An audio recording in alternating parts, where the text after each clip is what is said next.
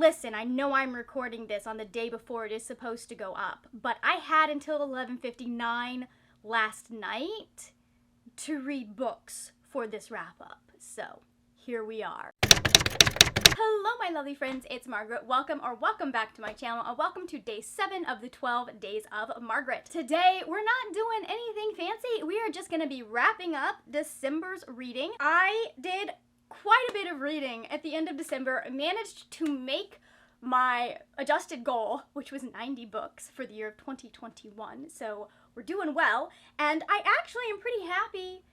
Actually, I'm happy with just about everything that I read this month, so let's get into it. The first book I read in the month of December was An American Marriage by Tayari Jones. So this novel is about Celeste and Roy. They are a pretty newly married couple at the beginning of the book, and then while they are visiting his hometown, Roy gets accused of a crime that he did not commit. This was a really deep and complex and layered novel. She does a really good job of getting you in Roy's head, and getting you in Celestine's head, and getting you in the other point of view character Andre's head, and showing what's going on, what their motivations are. It's very literary, it's very character driven, there is a lot of introspection. It really looks at our justice system and the way that it is weighted against black men, the things in the jury, and the things that just, the prejudices and biases that lead to things. The events of this novel really drive home how much we don't think about our biases. There's not a lot of action. This is very introspective. It's very much kind of day in the life of these people. Several terrible days and difficult days. If you're looking for something fast-paced and plot-driven, not the book for you, but if you are looking for something that's really going to dig into the characters, really going to get into motivation, that's really going to look at society and the way society shapes us and shapes our lives, I think it's a really good book to pick up. I ended up giving it 4 stars. Next, we need to talk about Fullmetal Alchemist Volumes 9 and 10 by Hiromu Arakawa. This, again, singing praises of this novel. This, stuff got dark in these two novels.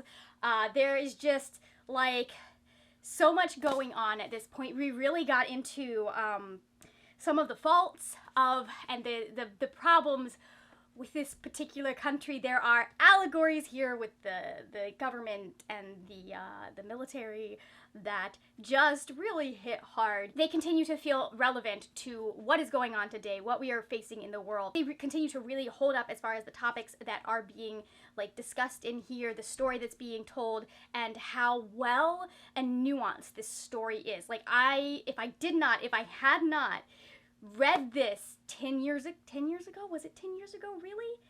Or was it longer? 10, 15 years ago? I would think that this is something coming out today, written by someone who is experiencing the same events that I am experiencing. I think in Volume 10, we do see much more of the possible allegory that I've been picking out in regards to everyone going after Iraq and Afghanistan in the early, late 2000s. What's going on?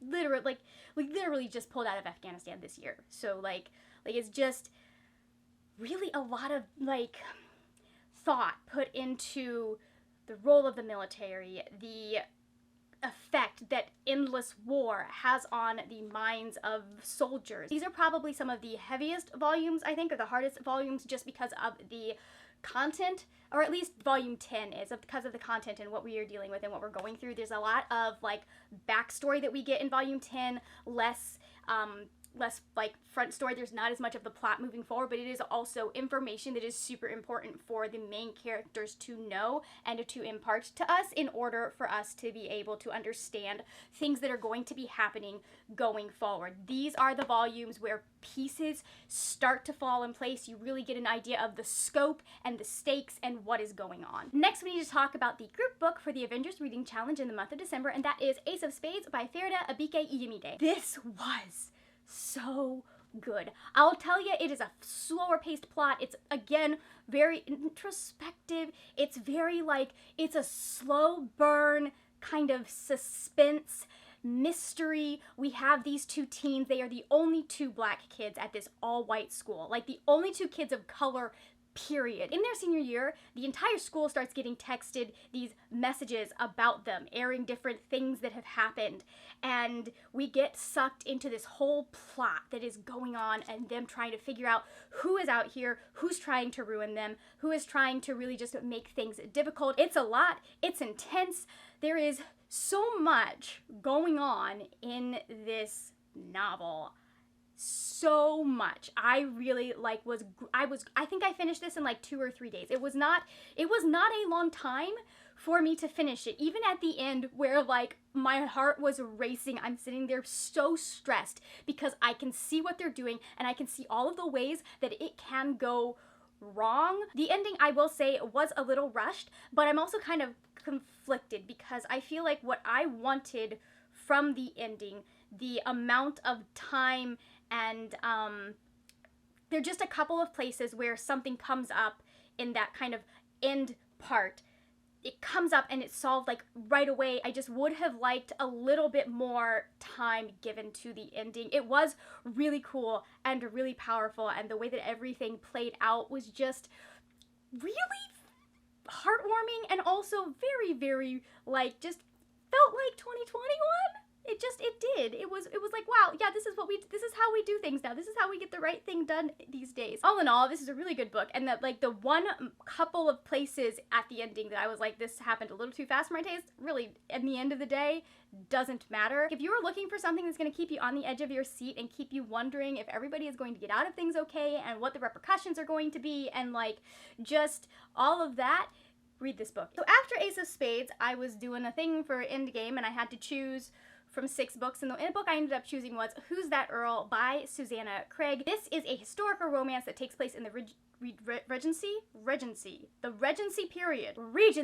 period. It is about a soldier who has been off in the Indies as a spy, and then we have this woman who is a writer, and she's using a pen name. People don't know that it is her. They think it is a man, and to kind of help keep that secret, she has gone to live in this very secluded castle, and this castle happens to end up being inherited by this spy, and he comes and he is trying to like get in touch with this author, and she's in the way. And as it turns out, they were in love like 7-8 years ago, and they're both very surprised to see each other. I really enjoyed this. I thought it was a really solid historical romance. I thought that they did a really good job of taking this second chance romance and making it something that wasn't like weird and irredeemable. The way that it is set up and the way that we kind of get to know them and the past that they had and then where they are, it really makes sense that they would just be like, oh, right back where they were when they were separated several years ago. There's a lot that's in here that is about complicated family dynamics. Let's just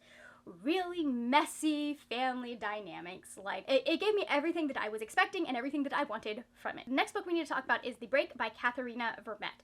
This is really complicated, and I'm not entirely sure how much I can tell you without spoiling just so much of this book, because it is very much like not a it's weird. It's like it's not a mystery thriller because there's not really a mystery, but like it's set up in such a way. There is an event that happens at the beginning of the book. We are in the head of a character that witnesses this event, and then we go into the head of a whole bunch of other women that are some way related or connected to what the fallout of that event, I guess is what you could say.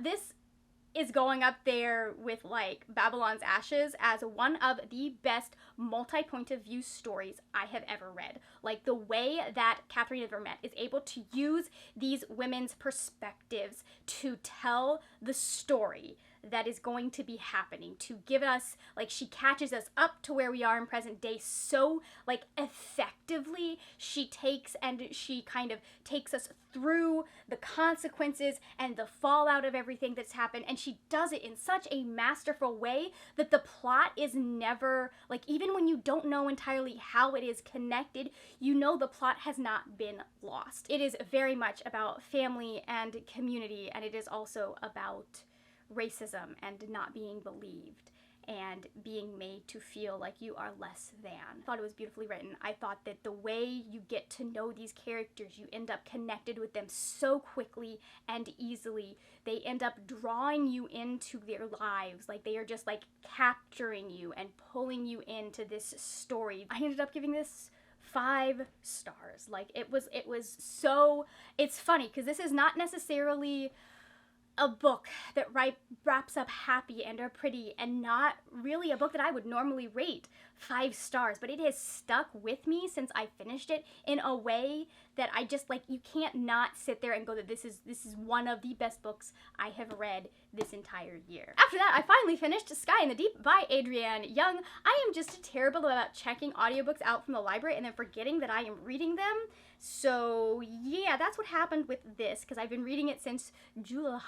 I'm just really bad at getting to a book in a timely manner, and then by the time I'm ready to get to it, suddenly there are 7 other books that I have to have read by the end of the month. This is about a girl whose name I don't remember. What, Eerie? No, Eerie is her brother. It's about Elin. It's about Elin. Basically, every 5 years, her clan goes to war with, or maybe it's every year, but like 5 years ago, her clan went to war with this other very Viking-esque clan, and she was supposed to be like her brother's battle buddy, but they got separated, and then he ended up at the bottom of a ditch, dead, and she and her father kind of had to, they couldn't get to him, so they kind of had to leave him there, and you know, all of that stuff. And then she's there 5 years later on the battlefield, and she sees her brother, and is like, what the heck, you're dead. Thing is, he's fighting for the other side. So she decides she's going to follow him, and in doing so, she ends up captured and having to live with this other clan for a short amount of time. And there's a whole bunch of other stuff that happens that I'm not gonna get into because spoilers. This was really cute and sweet. It was a very, like, there's not anything super special about this, but it was a good read. It was fun. I really enjoyed the relationship between Elin and her brother Eerie. I really enjoyed the things that were like examined between like her being brought into this clan that she has been raised to absolutely hate, and her having to struggle with the fact that her brother is now a part of this clan, and her feelings, but then she's also having to struggle with the fact that they saved her brother. And like there's so many big complex feelings that are going on, and then in the middle of this she's also falling in love with someone who is part of that clan, and then some other stuff happens that kind of changes everyone's priorities. So there is a lot that happens. I really enjoyed the characters. I really enjoyed the way that the relationships were built between Elin and the people that end up basically buying her and bringing her into their home at the request of her brother. I thought all of that was really well done, really well handled. I thought the conflict between Elin's clan and the clan that ends up adopting her brother was really well done. There was a lot of nuance given to her feelings. There was a lot of just kind of examination of how she had been raised, the way that she'd been raised to think about them, and then the confrontation of the fact that they are just like her people. I really enjoyed it. I ended up giving it 4 stars, and I think that if you are looking for something that's going to be kind of Viking-y, and you're looking for something that's going to have like a really badass heroine in it, and a little bit of romance, and a lot of family drama, definitely a book you should pick up. The next book we need to talk about is The Luxe by Anna Godberson. I actually am pretty sure that I started this around the same time that I started that. This was okay. I gave it 3 stars. I thought that it was an interesting book. It was an interesting story. It's about 2 girls that they find out after their father's death that they're kind of not in the greatest financial situation. There is a whole lot of pressure put onto the oldest daughter to get married to someone who has money so that they can continue to keep up their kind of their lifestyle, what they are used to, what the expectations that they have. This is a problem because she is in love with the stable boy, basically, with one of the grooms, I guess, is the technical term that they use for him. I thought that she did a decent job of making you want to root for this main character, of bringing you into her and her sister's lives. She did a really good job of choosing point of view characters that some of them are gonna just make you mad, honestly, but she did such a good job of like using them to kind of tell the story and make the story interesting. Like, it's weird because I don't think it would have been as interesting if we had not had the other 2 points of view that I just really didn't, like, I didn't care about them, but they were important to the story. It wasn't anything special, but I did enjoy kind of finding some of this stuff out. I did clock what the ending twist was going to be, like, on page 2 of the epilogue, and I really wished that instead of acting like that was going to be a surprise to the reader, instead of skipping over the events that led up to that point, we'd actually gotten to see some of the finagling that would have had to happen for this to be pulled off, but we just kind of skip over that. And I was just like you're acting like we don't already know what happened and why we are where we are at the beginning of the book. I had Taylor Swift's No Body, No Crime going through my head quite a bit in this book. Just not related at all to any part of the plot. I ended up giving it 3 stars. I think it's interesting. I will be looking into the second book because I do want to know what happens with the other sister, but yeah, he's probably not staying on my shelf. Also, I do want to point out that Godberson did not do her research into what makeup a young woman would have been wearing in 1899 New York. Like, what makeup would have been acceptable on a young lady of society at this time period. And then, to console myself for the fact that Far From Home is only in theaters right now and is not going to come out on streaming for another couple of months, even though Peter Parker is my favorite character in the Marvel Universe, so I just decided that I was going to read some Spider-Man comic books. So we have The Amazing Spider-Man Volume 1, The Parker Luck, and The Amazing Spider-Man Volume 2, Spider-Verse Prelude. If you are looking to get into some more recent Spider-Man, this was written in 2016, and I think that this is a really good starting point. There is some stuff that has happened in one of the Spider-Man titles before that may be useful to know, but I didn't feel like I felt like there was enough explanation both at the beginning with the little bit that they put. Okay, no, this one doesn't. Oh yeah, so most graphic novels, most bind-ups of comics will have this guy. Long story short, I think this is a really good place to start if you are looking to read some more modern Spider-Man. I do have some that are like more 2020 titles, but these are like volumes 1 and 2 of this one. I thought they were really well done. I thought that they have a very good self-contained story. I actually accidentally ended up picking this one up first before I picked this one up, and it wasn't weird. I didn't even realize this was not volume 1 until I was looking back there. I don't even remember if there was anything that I saw or was said, like, because I knew that the Spectacular Spider-Man, there are events that affect what's going on in here. But I didn't feel like I was missing anything. They did a really good job of explaining things in the text. Like, that's the thing that you have to understand about comics. There's no really good place to start. Like, you just find volume 1 of whatever title you're interested in, and you go with it. I really liked the setup and what's going on with Peter, and I just... Okay, so the thing about... I'm not going to hold those up. They're heavy, and I'm tired, and they're wobbling around. But the thing about the way that things are working in this particular storyline that has just started is he's had his brain taken over, and so he's got this whole thing where, like, he's having to explain to people that, hey, no, it's me now, before it was somebody else who had taken over my mind and was using my body and, like, felt guilty, so he was being Spider-Man, but that wasn't me, he was a jerk, I understand, and he's having to, like, deal with all of these bridges that the other dude had kind of burned, and it leads to some really funny situations. Like, the Avengers don't trust him. He's having to deal with the fact that, like, he's been thrown into this whole new life that he has no memory of, and he's having to, like, go back to his friends and be like, so this is what happens, and this is what's going on. There was, like, this hilarious moment with the Avengers, and I don't know who the other one is. Obviously, Captain America is recognizable at any time, but, like, it's Cap and this other person, and she's like, oh, it's Parker, and he's like, how can you tell? And she's like, something this ridiculous would only happen to Peter. And I just was like, oh my god, that is such a, like, encapsulation of what Spider-Man comics and what some of the Spider-Man, like, TV show stuff really just instills in you about how Peter's life goes. I just, like, that's part of what I love so much about Spider-Man. Both of these ended up getting 5 stars for me. I really enjoyed them. I thought that they did a really good job. This story was maybe a little less satisfying because we're going into a thing, and so there are no real answers for this one. This, I felt like, maybe wrapped things up a little bit better. I'm not really happy right now because we're in a place where Pete and MJ are not together, and if you know me, they're like my Marvel shit. So the final thing we're going to be talking about is Catwoman Series 5, Volumes 1 and 2. I do not have a physical copy of Volume 2. I was somewhere where I had my phone and I was able to download things, but I did not have the physical graphic novels on me, so I just was like, I finished this and I just kept going into the next one. If you couldn't tell from the fact that she is still wearing her wedding dress on the cover, this is the fallout from Batman number 50. from Selena's side. I've read some of the beginning of this when the issues were coming out. I think like 5 or 6 is where I stopped collecting them.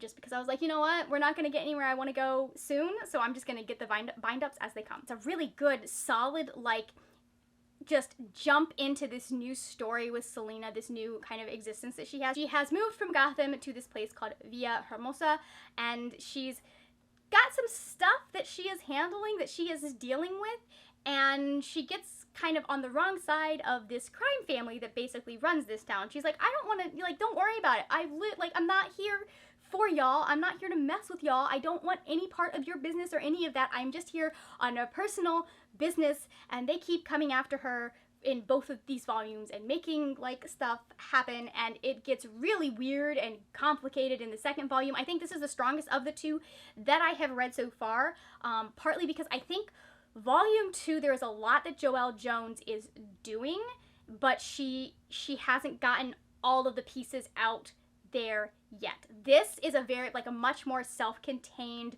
volume. The story starts and stops in this particular volume. And it's this wonderful exploration of her grief at having been in this relationship that really was everything she's been looking for and has been for years. They're just too stubborn to admit it, and having to decide to walk away from it because she thinks that's what's best for the other person. Dan Didio! I enjoyed it. I gave both of these 5 stars. I thought that a fantastic job was done with both of them, and I really reminds me why I love Catwoman and Catwoman comics and like her as a character. If you're like watching the trailers for the new Batman movie and you really want to kind of get to know some of the characters, this is a good one to pick up. All right, so favorite and least favorite books this month. We're gonna say that Catwoman Copycats was my favorite that I read this month just because I loved it. I enjoyed it.